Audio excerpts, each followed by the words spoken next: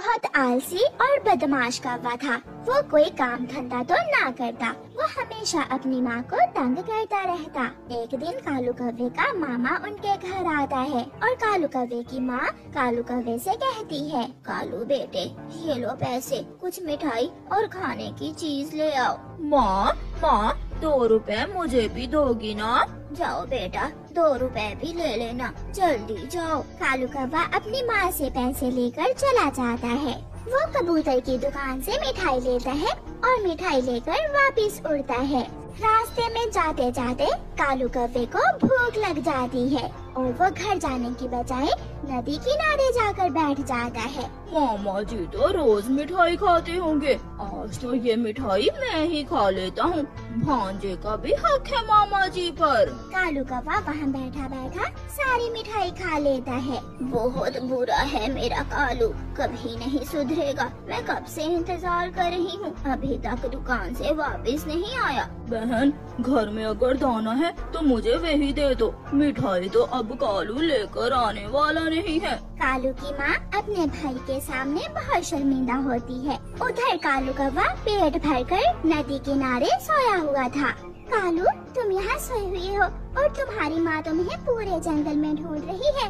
एक माँ भी ना मुझे सोने भी नहीं देती। तो देख मेरा कालू कहीं देखा है क्या? माँ जी वो मिठाई लेकर नदी की तरफ जा रहा था। ढूंढते ढूंढते कालू की माँ नदी पर आ जाती है। बेशरम, थोड़ी शर्म करो, अपने मामा जी के सामने बहुत बेइज्जत करवाया है तुमने मुझे।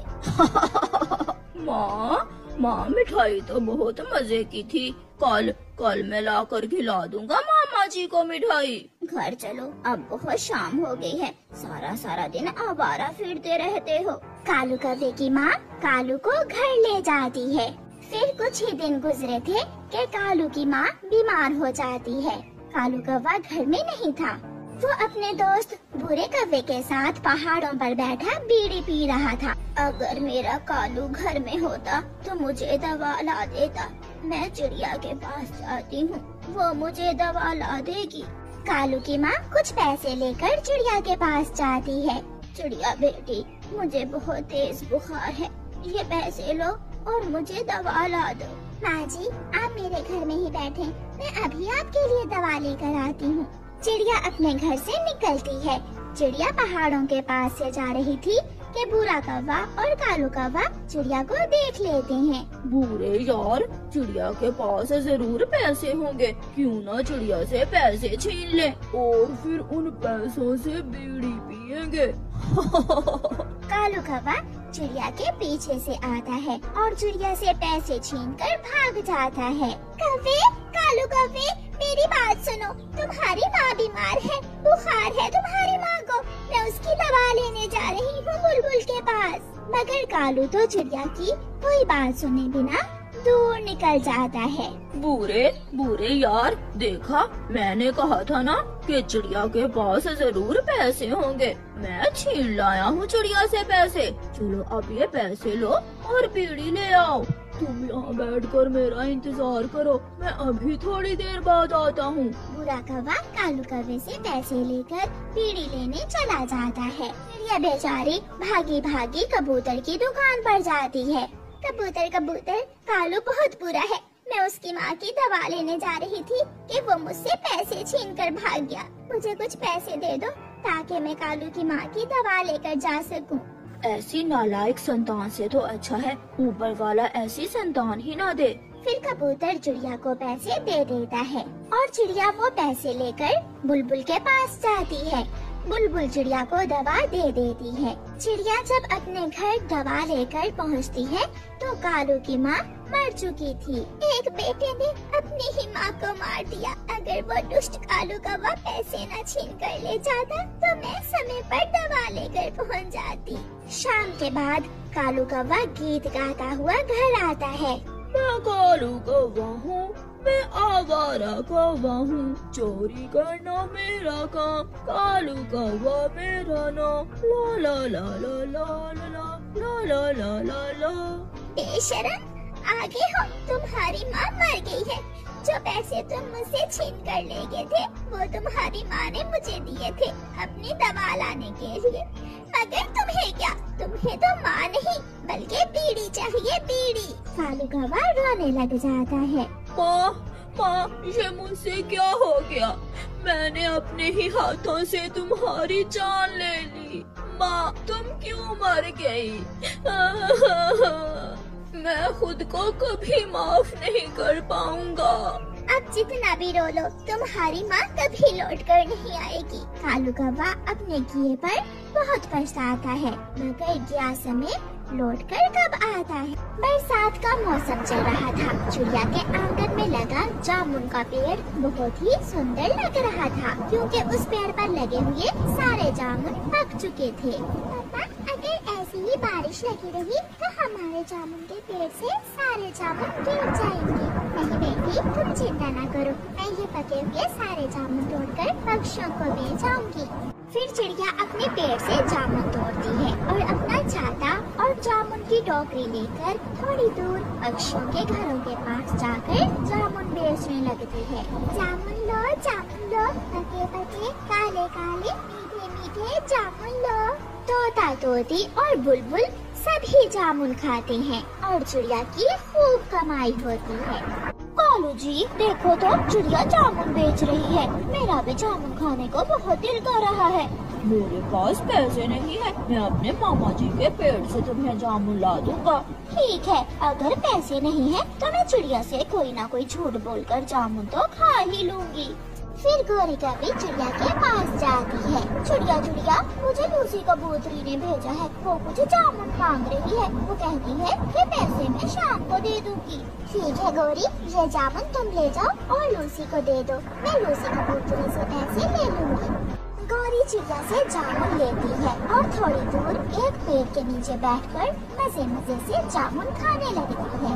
आज चिड़िया के सारे जामुन बिक गए थे। अपना छाता और खाली टोकरी लेकर चिड़िया अपने घर की तरफ उड़ती है। लूसी कबूतरी भी अपने घर की खिड़की में बैठी हुई थी। उसे देखकर चिड़िया वहाँ चली जाती है। लूसी, ये जामुन मीठे थे। जामुन? कौन से जामुन? जो तुमने गोरी कभी से मंगवाए थे? नहीं, मैंने तो गोरी से जामुन लाने को नहीं कहा, वो तो सुबह से मुझे मिली ही नहीं। इसका मतलब उस गोरी की बच्ची ने मुझसे झूठ बोलकर जामुन लेकर खा लिए। उसे तो मैं जरूर सजा दूंगी। जब देखो मुझे पागल बनाने के चक्कर में रहती है। फिर चिड़िया अपने घर चली जाती है। मम्मा, आज मेरा दाल चावल खाने को दिल कर रहा है। घर में दाल भी है और चावल भी। मैं अभी अपनी बेटी को दाल चावल बना कर देती हूँ। फिर मम्मा चिड़िया दाल चावल बनाने लगती है। बारिश थी कि रुकने का नाम ही नहीं ले रही थी, मगर गर्मियों की बारिश सभी को बहुत अच्छी लग रही थी। कालू, मैंने चिड़िया से लूसी का नाम लेकर जी भर कर जामुन खाए। गोरी क्या था? अगर 2-4 मेरे लिए भी ले आती। कल ले आऊंगी। हमारे घर कौन सा दाना है, कल भी तो किसी तरह पेट भरना है ना। फिर दूसरे दिन चिड़िया अपने जामुन के पेड़ से फिर से जामुन तोड़ती है, मगर आज चिड़िया जामुन के साथ वाले नीम के पेड़ से कुछ कड़वे नीम के फल भी तोड़ लेती है। मम्मा, ये नीम के फल क्यों? ये तो बहुत कड़वे होते हैं। गुड़िया बेटी, ये मैं आपको घर जाकर बताती हूँ। फिर चिड़िया नीम के हरे रंग के फल घर ले जाती है और उन पर चूल्हे से कुछ कोयले लेकर काला रंग लगा देती है। मम्मा, बताइए भी, मैं बहुत हैरान हो रही हूँ। मेरे साथ चलो गुड़िया बेटी, आज बहुत मजा आने वाला है।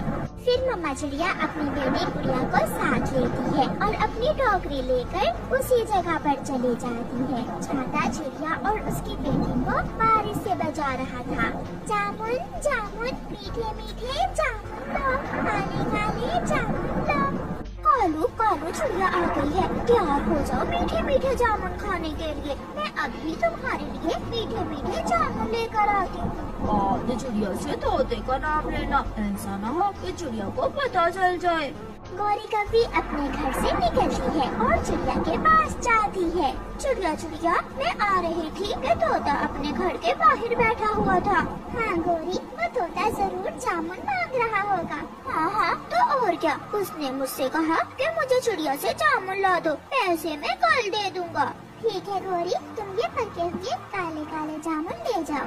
गोरी कभी खुशी खुशी चिड़िया से नीम के फल जामुन समझकर ले जाती है और थोड़ी दूर जाकर छुपकर जामुन खाने लगती है। गोरी कव्वी ने अभी एक ही फल खाया था कि कड़वी नीम के फल ने गोरी का मुंह कड़वा कर दिया। मर गई। ये कैसे जामुन है, मेरा तो सारा मुंह ही कड़वा हो गया। गोरी कव्वी कभी इधर जाती तो कभी उधर, मगर नीम का फल तो सच में बहुत कड़वा था। गोरी इधर उधर उड़ती फिर रही थी, जिसे देखकर गुड़िया तो हंसे ही जा रही थी। मुझे अब सोना चाहिए मम्मा, आप ये नीम के फल क्यों तोड़ कर लाई थी? गुड़िया बेटी, ऐसे छोटे पक्षियों का यही इलाज है।